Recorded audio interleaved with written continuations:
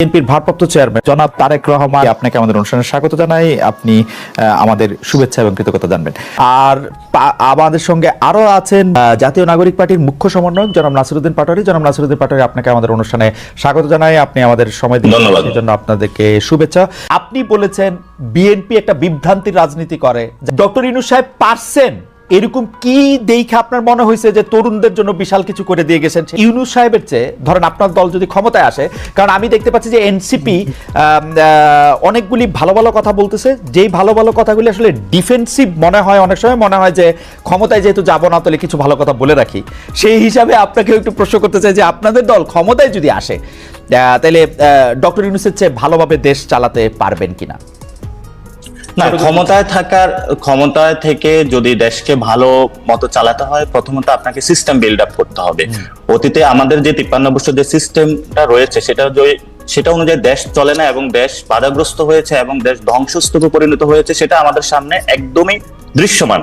সেই জায়গা থেকে এনসিপি কি ক্ষমতা আসবে, বিএনপি কি ক্ষমতা আসবে, সেটা কিন্তু মুখ্য বিষয় না। মুখ্য বিষয় হলো সিস্টেমের মধ্যে কে আসবে। আপনারা দেখেছেন যে এই কানাডা একটা প্রবলেমে পড়েছে, সেখানে কিন্তু তাদের সিস্টেমে মেক করে দিয়েছে, দলের মধ্য দিয়ে নতুন ভাবে প্রধানমন্ত্রী হয়েছে এবং সেইখানে তারা কিন্তু সেটা ভালো কথাই বলছেন। কিন্তু আমরা এই জায়গাটায় বলে থাকি যে ডক্টর ইউনূস হোক আর যেই হোক, দেশের যদি কোনো একটি সুন্দর সিস্টেম থাকে, যে সিস্টেমের মধ্যে ব্যালেন্স অফ পাওয়ার থাকবে, যিনি প্রধানমন্ত্রী থাকবে উনি কোনো স্বৈরতান্ত্রিক ব্যবস্থার দিকে যেতে পারবেন না। আমরা যদি এমন একটা সিস্টেম তরুণ প্রজন্মের সামনে অথবা দেশবাসীর সামনে দিয়ে যেতে পারি, সেখানে এনসিপি ক্ষমতা আসুক, বিএনপি ক্ষমতা আসুক, যে আসুক, আমরা করি বাংলাদেশ। আমি দুইটা প্রশ্ন আপনাদের পেন্ডিং রাখবো। আমার এইখানে গুচ্ছ প্রশ্ন, ব্যবসায়ীদের থেকে চাঁদা নেন, কারা আপনাদের চাঁদা দেয় সেটা আপনারা বলেন না, আপনারা বাড়ি ভাড়া কোত্থেকে দেয় সেটা আপনারা বলেন না, আপনারা 150-155 গাড়ি করে ঘুরে বেড়ান, আপনারা আপনাদের মতো করে চলেন।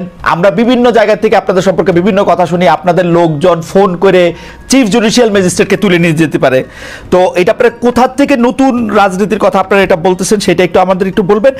অনেকেই গাড়ি বহর নিয়ে এলাকা গিয়েছে, সেখানে আমাদেরই দলীয় ফোরামের আরেকজন সদস্য সেই বিষয়ে হলো বলেছে যে আমরা কিন্তু এটাকে সাপোর্ট করি না, নয়া বন্দোবস্তে আমরা এগুলা চাই না। তো আমি যদি সাথে সাথে আমার একটা ছোট্ট এক্সপিরিয়েন্স আপনাকে বলি, আমি বাড়িতে গিয়েছি, একদম বাবা মায়ের সাথে গ্রামে ঈদ পালন করেছি। সেখানে আমি যে পরিস্থিতিটা দেখেছি, আপনাকে এই যে দর্শকদের মাধ্যমে পুরো বিশ্ববাসীকে আমি এটা জানাতে চাচ্ছি। এক নাম্বার হলো শহীদ ফ্যামিলিতে গিয়েছি এবং উনি বিএনপির একজন নেতৃত্বে ছিলেন। তার হলো গলায় হলো ছুরি চালিয়ে তাকে হত্যা করেছে যে ছাত্রলীগ, সে আইনের ফাঁক ফোকরে বের হয়ে ঘুরেফেরা করছে এবং তাদের ফ্যামিলির খুব বাজে অবস্থা। ইভেন হলো বিএনপি থেকেও তার ওই ধরনের খোঁজ নেওয়া হচ্ছে না। মানে একদম আমার বলি যে হাজীগঞ্জ চাঁদপুরের একটা উপজেলার একটা তথ্য দিলাম।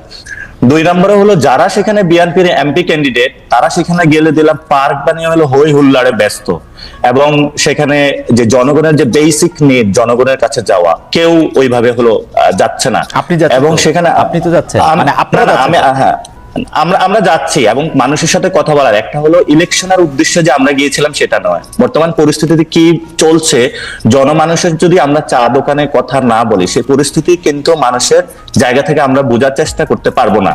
এবং সেখানে আমরা যখন একদম প্রান্তিক লেভেলে গ্রামে গিয়ে কথা বলেছি, সেখানে আমরা দেখেছি মানুষের ক্ষেত্রে যখন সার্টিফিকেট এখনো অ্যাপ্রুভ করতে যায়, সেখানে কিন্তু যারা আগের টার্মের আওয়ামী লীগের এখনো কিন্তু লোকাল গভর্নমেন্টের তারা রয়ে গিয়েছে এবং তাদের নিয়ে স্থানীয় যিনি সংসদ সদস্য, মানে ভবিষ্যতে যে কোনো দলের বড় দলের আসবেন, তারা কিন্তু প্রতিনিয়ত মিটিং করছেন।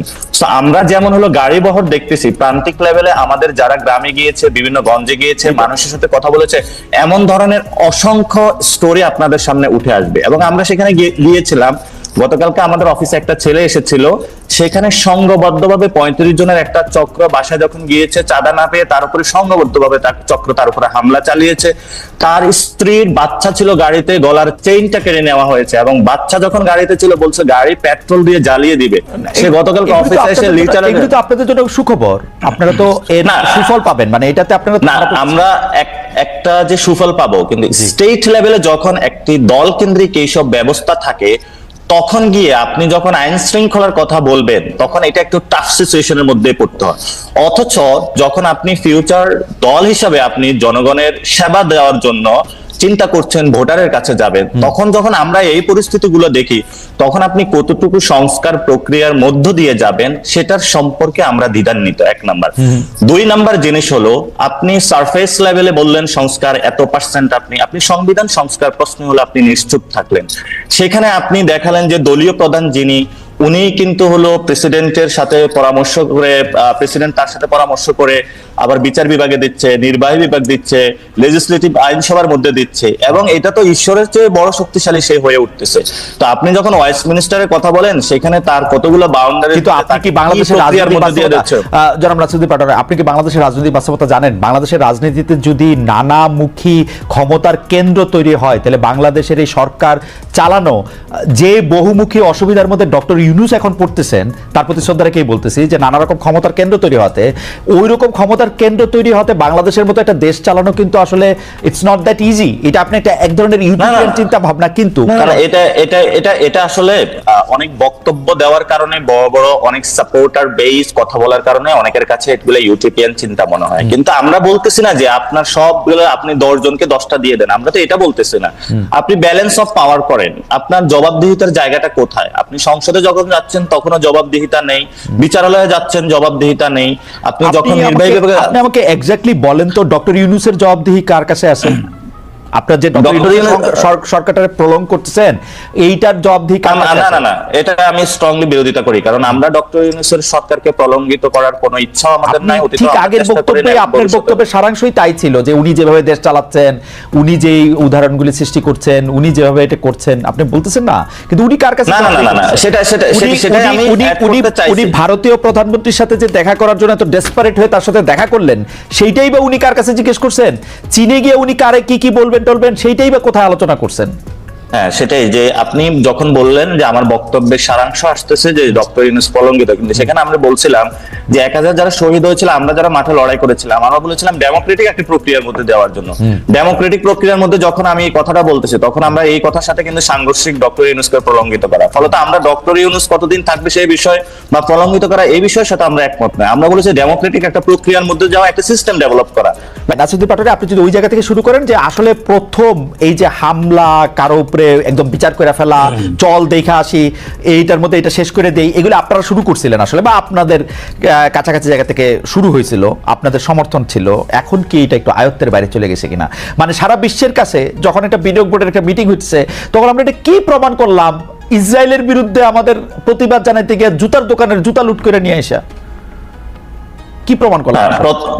প্রথমত হলো এই গণঅভ্যুত্থানটা হওয়ার পরে এখানে কিন্তু সংঘবদ্ধ কোন একটা গঠিত রাজনৈতিক দল কিন্তু গণঅভ্যুত্থান যে করে নাই, ফলত একটা যে যেখানে পারে নিজের জায়গা থেকে ঝাঁপিয়ে পড়েছে, এবং পুরো জিনিসটাকে কিন্তু আমাদের গণঅভ্যুত্থানের পরে কন্টেইন করাটা আমরা করেছি, এবং এটা যতটুকু এখন স্টেবল পজিশনে মানে এসেছে, প্রায় আমাদের মাঠে 176টা মুভমেন্টের ওইখানে গিয়ে আমাদের কাজ করতে হয়েছে, এবং আমরা আমাদের যতটুকু শক্তি ছিল সর্বটুকু আমরা ব্যয় করেছি যাতে কোনো বিশৃঙ্খল না ঘটে, এবং এই ডিসঅর্গানাইজ ফোর্সটা একটা অর্গানাইজিং, এবং এটার জন্য কিন্তু আমরা প্রথমে নাগরিক কমিটি গঠন করেছিলাম, এনসিপি গঠন করেছি, এবং এটা ডেমোক্রেটিক প্রক্রিয়ার মধ্যে যাচ্ছে যাতে এইভাবে কোনো কিছু না ঘটে। আর দ্বিতীয়ত যে বিষয়টা, এটা তো খুবই নিন্দনীয় কাজ যে ঘটনাটা ঘটেছে, এবং আমাদের কিন্তু রাজনৈতিক এডুকেশন, আমরা বারবার বলে থাকি যদি আমরা বিএনপি এনসিপির এই মেজারমেন্টের মধ্যে থাকি, কিন্তু আমাদের মূল জায়গাটা আমরা যেটার কাজ করতে হবে, আমাদের দেশের যে পলিটিক্যাল কালচারের জায়গাটা থেকে মব জায়গাটা, এটা কিন্তু আগেও ছিল, আগেও বয়কট সেশন এসেছে, বিভিন্ন জায়গায় সংঘবদ্ধ হামলা হয়েছে, এবং বিভিন্ন সময় কাজগুলো হয়েছে, কিন্তু আমাদের সামনে এখন সুযোগ এসেছে যে আমরা এগুলা বন্ধ করবো কিনা, এটা আমাদের সামনে সুযোগটা এসেছে। ওই বন্ধের প্রক্রিয়া শুধু পুলিশ ডিপ্লয় করলে, আপনি আর্মি ডিপ্লয় করলে অনেক সময় পারবেন না, তারা আর্মি পুলিশ বিভিন্ন জায়গায় তাদের সাথেও হলো জড়িয়ে যাচ্ছে। এটার জন্য হলো জনগণকে বিভিন্ন জায়গাতে রাজনৈতিক দলগুলো তো হলো এগিয়ে আসতে হবে, এবং এটা যেটা ছাত্র দলের উদাহরণটা এসেছে খুব ভালো, এবং আমরাও কিন্তু মন্দির পাহারা দিয়েছিলাম, এনসিপিও কিন্তু ওই জায়গায় সার্বক্ষণিক কাজ করতেছে যাতে হলো এই ধরনের কোনো প্রক্রিয়াগত মানে কাজগুলো না ঘটে, এবং ভবিষ্যতে এই ধরনের যখন প্রথম আলোতে হামলার কথা হয়েছিল অনেকেই সেখানে গিয়েছিল, আমি নিজেই সেখানে যোগাযোগ করে গিয়েছি, এবং আমি তাদেরকে বলেছিলাম যে কোনো পরিস্থিতিতে আমরা প্রস্তুত আছি, কারণ যদি কারো বিরুদ্ধে সুনির্দিষ্ট কোনো অভিযোগ থাকে সেটা আইন আছে, আদালত আছে, এবং আপনি সেখানে বলতে পারেন, কিন্তু এই ভিত্তিতে করা উচিত না। ফলে আমাদের সামগ্রিক সংস্কৃতিটা চেঞ্জ করতে হবে, এটা যদি আমরা করতে না পারি তাহলে ভবিষ্যতে আপনি বিএনপি আসুক, যে কোনো দলে আসুক, একই সিস্টেম চলতে থাকবে, 1 নাম্বার। 2 নাম্বার জিনিসটা হলো হ্যাঁ, যেটা 2 নম্বর হলো অর্থ বিলের যে বিষয়টা আপনি আমাকে সংশোধনী দিয়েছিলেন, আমার মনে হয় আপনারা আরেকটু রিভিউ করবেন, সেখানে কর আরোপ এবং আরো কিছু বিষয় আছে যেগুলো নিয়ে না, আপনি যে আমি আপনাকে পড়ে শোনাতে পারি অর্থ বিলের মধ্যে কি কি ইনক্লুডেড।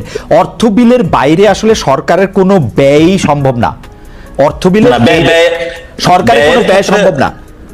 ব্যয়ের ক্ষেত্রে যেটা হলো কর আরোপ থেকে শুরু করে যে বড় বড় প্রক্রিয়াগুলোতে, সেখানে আমরা চাইনি যে কোনো বাধাগ্রস্ত সৃষ্টি হোক বা নিজের স্বার্থের জন্য কেউ ফ্লোর ক্রস করুক, কিন্তু হলো স্বাধীনতার জন্য যে নিজের ভিউজ গুলা প্রকাশ করার জন্য সেখানে কিন্তু আমরা মতামত দিয়েছিলাম। মানে আপনারা অর্থ বিলের ব্যাপার তো আমি আবার বলি, সরকারি দলের সংসদ সদস্য বা সরকারি দলের মন্ত্রীরা যে বিল উত্থাপন করবেন সবগুলো অর্থ বিল হইতে বাধ্য, কারণ সেটার সাথে টাকা পয়সা সব, মানে আপনি টেকনিক্যালি আমি বলি, আপনি এটা ছাপায় আনবেন তো তখনই এটার সাথে টাকা পয়সা ইনভলভ হয়ে যাবে। আপনি অর্থ বিল ছাড়া সরকার কোনো বিল করতে পারবে না, সবই অর্থ বিল করতে পারবে না, সবই অর্থ বিল। একটা হাউস অ্যালাউন্স থেকে যখন আপনি বলেন অর্থ বিল করতে পারবে না, তখন হচ্ছে আসলে প্র্যাকটিক্যালি কিছু করতে পারবে না আর কি, মানে প্র্যাকটিক্যালি কিন্তু হলো তার ভিউজ গুলা এখন যেটা হয় আমাদের মানে দাঁড়ায় থেকে আপনাকে একটু নিন্দামন্দ করতে পারবে যে আমাদের মন্ত্রী নাসিরউদ্দিন পাটোয়ারি এটা ভালো কাজ করে না, এগুলি বলতে পারবে, তাই তো? সেটা তো প্রধানমন্ত্রীর যে দলীয় ফোরামের বাইরে উনি যাইতে পারবে কিনা, সেখানে আমরা মনে করি স্বাধীনতা থাকবে। এবং এটার কোনো যদি অর্থ বিলে আসে সবকিছু হয়, সেখানে হলো তার সমালোচনা করা যায়, যেটা এখন নাই। আমরা সেই মনে করি সেই সুযোগটা হলো ভবিষ্যতে থাকা উচিত।